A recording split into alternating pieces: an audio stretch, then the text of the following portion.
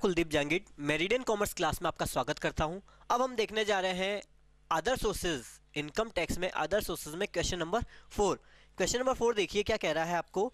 From the following in particular calculate income from other source of Shri Ashok Sharma. SSC है, mister Ashok Sharma है। First point में लिखा हुआ है he was employed in a private limited company from where he was getting ₹4,000 per month as salary. जहां पे उसको 4,000 रुपये पर मंथ सैलरी मिलती थी, सैलरी हेड में जाएगा। He retired from service as on 31 October 2013 and receive ₹64,000 from his unrecognised provident fund. देखिए इसने अनरिकॉग्नाइज्ड प्रोविडेंट फंड से कितना रिसीव किया है, 64,000 रिसीव किया है, जो कि क्या है, एग्जेम्प्ट है, यहाँ पे नहीं आएगा। इसमें क्या शामिल है देखिए बताइए, लिखा हुआ है इंक्लूडिंग ₹24,000 फॉर इंटरेस्ट। 24,000 इंटरेस्ट यहाँ पे शामिल है। जो एम्प्लॉय का है वो अदर सोर्सेज में टैक्सेबल होगा। एम्प्लॉय का पार्ट जो इंटरेस्ट है, इंटरेस्ट फ्रॉम यूआरपीएफ, जो एम्प्लॉय का है वो अदर सोर्सेज में टैक्सेबल होगा। यहाँ पे लिखा हुआ है he and his employer was contributing equal amount to this fund. 24,000 total interest है, उसमें एम्प्लॉयर और एम्प्लॉय का इक्वल है। एम्प्लॉय का यहाँ पे पार्ट इंक्लूड करना है, 24,000 है तो इसके दो टुकड़े करेंगे, 12,000 एम्प्लॉय का, 12,000 एम्प्लॉयर का। एम्प्लॉय का पार्ट यहाँ पे क्या हो जाएगा, टैक्सेबल हो जाएगा। 12,000 रुपीज़ देखिए टैक्सेबल हो चुका है। Interest from URPF 12,000 rupees. फिर क्या कह रहा है, सेकंड पॉइंट में लिखा हुआ है ही deposited ₹2,50,000 in the pension scheme of life insurance corporation in the earlier years. During the previous year he receive ₹20,000 on account of annuity under this scheme. Annuity receive की है उसने, टैक्सेबल हो जाएगी other sources में। Annuity receive from LIC 20,000 rupees. Third point में लिखा हुआ है यहाँ पे during the previous year he has withdraw ₹9,000 from national saving account scheme. 92 की स्कीम है देखिएगा, तो ये क्या हो जाएगा, NSC 1992 एग्जेम्प्ट है। ध्यान रखिएगा, NSC 1992 एग्जेम्प्ट है। फोर्थ पॉइंट में लिखा हुआ है he received ₹9,000 as interest from state bank of Bikaner and Jaipur on the maturity of a fixed deposit account on 21 May 2013। State bank से इंटरेस्ट रिसीव किया 9,000, अदर सोर्सेज में टैक्सेबल हो जाएगा। देन आफ्टर बताया हुआ है, फिफ्थ पॉइंट बताया हुआ है on 15 May 2013 he receive ₹18,000 from a private limited company.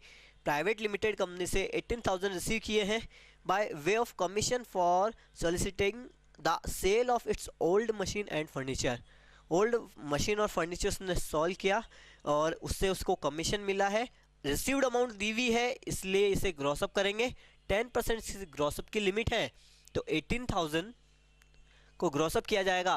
10% limit है तो 18,000 डिवाइड 90 मल्टीप्लाई 100 करेंगे, अमाउंट आएगी 20,000 रुपीज़। देखिए आगे क्या पॉइंट कह रहा है, 6 पॉइंट कह रहा है amount received in October 2013 in respect of a winning in quiz. देखिए लॉटरी है, क्विज है, casual income quiz contest organise by Doordarshan ₹7,700 and winning from horse race ₹10,500। इन दोनों को ग्रॉसअप करेंगे। 7,700 को आप अगर ग्रॉसअप करोगे, कैजुअल इनकम है, 7,700 का आप अगर ग्रॉसअप करोगे तो क्विज को ग्रॉसअप करोगे 7,700 को, तो अमाउंट आएगी आपके पास 11,000।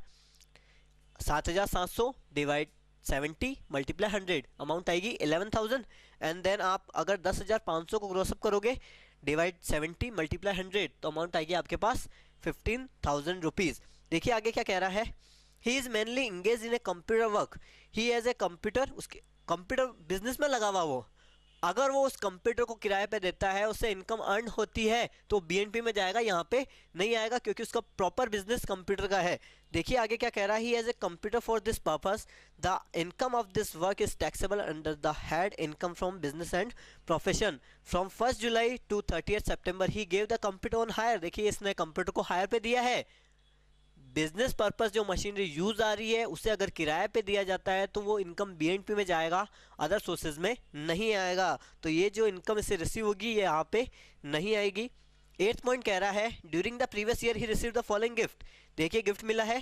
फर्स्ट पॉइंट कह रहा है 2 lakh from A friend in of that. देखिए मृत्यु की संभावना में मिला गया गिफ्ट हमेशा क्या होता है, एग्जेम्प्ट होता है। मृत्यु की संभावना में अगर कोई गिफ्ट मिलता है तो एग्जेम्प्ट होगा। सेकंड पॉइंट में बताया हुआ है 21,000 from A friend and ₹11,000 from another friend on the occasion of his marriage. किसी भी कंडीशन में, मैरिज सिचुएशन में मैरिज सिचुएशन है और वहाँ पे आपको कोई गिफ्ट मिल रहा है तो वो टोटली एग्जेम्प्ट हो जाएगा। Rupees 40,000 from the sister of his father, देखिए क्या लिखा हुआ है, rupees 40,000 from the sister of his father. यहाँ पे बताया गया, देखिए फ्रेंड के लिए उसके पिता की बहन से, पिता की बहन मतलब रिलेटिव में आता है, बुआ आपके रिलेटिव में मानी जाएगी, और रिलेटिव अगर कोई भी गिफ्ट देता है तो वो हो जाएगा एग्जेम्प्ट।